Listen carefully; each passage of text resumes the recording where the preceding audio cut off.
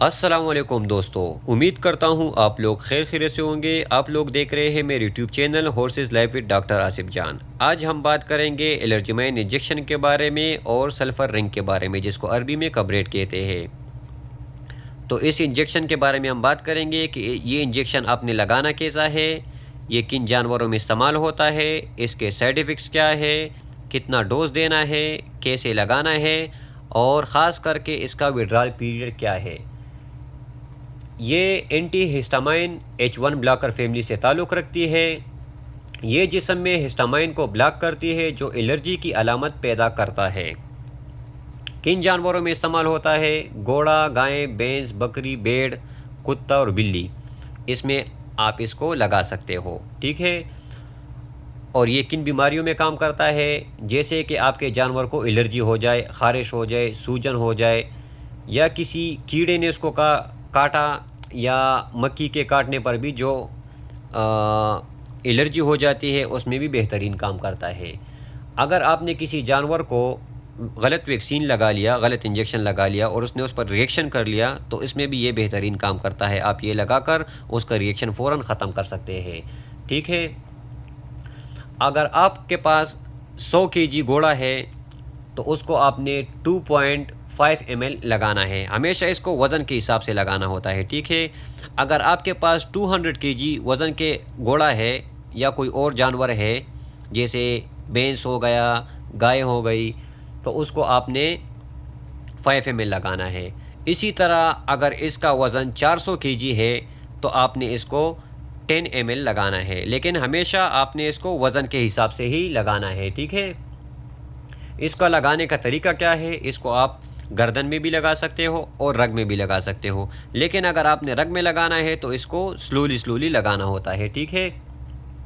اور اس کے ساتھ یہ کریم بھی لگانا ہوتا ہے، جو کہ آپ دیکھ رہے ہیں سلفر رنگ، یہ آپ نے 2 سے 3 مرتبہ ڈیلی لگانا ہے۔ اور اس کے سائیڈ ایفیکٹس کیا ہے تو میں آپ کو اس کے سائیڈ ایفیکٹ بھی بتا دیتا ہوں۔ اس سے CNS یعنی سینٹرل نروس سسٹم متاثر ہو سکتا ہے، جس سے غنودگی، سستی، کمزوری آ سکتی ہے، ٹھیک ہے۔ اور GIT بھی اس کی متاثر ہو سکتی ہے، جس کی وجہ سے آپ کے جانور کو بھوک جو ہوتا ہے اس کا کم ہو جاتا ہے، یعنی بھوک اس کو نہیں لگتی، ہاضمے کی خرابی ہو جاتی ہے، کبھی کبھار اس کا پیٹ بھی خراب ہو جاتا ہے۔ اور سب سے اہم بات، اس کا وڈرال پیریڈ کیا ہے؟ تو آئیے میں آپ کو بتاتا ہوں اس کا وڈرال پیریڈ کیا ہے، ٹھیک ہے۔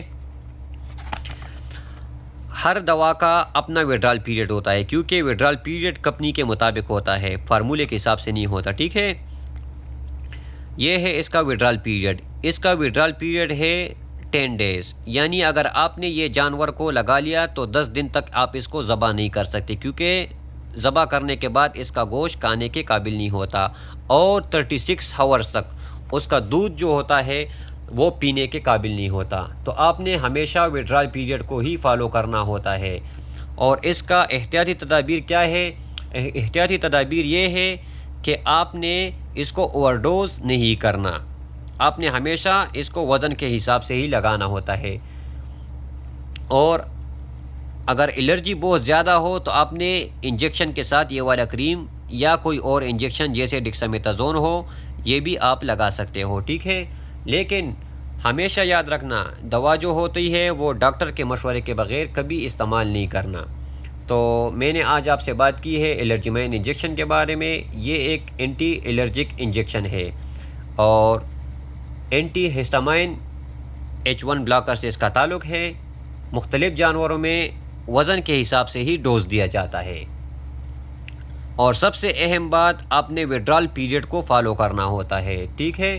اگر آپ لوگوں کو ہماری ویڈیو پسند آئے تو لائک کرے، شیئر کرے، اور اگر آپ لوگوں نے ابھی تک ہمارا چینل سبسکرائب نہیں کیا ہے تو چینل کو سبسکرائب کر کے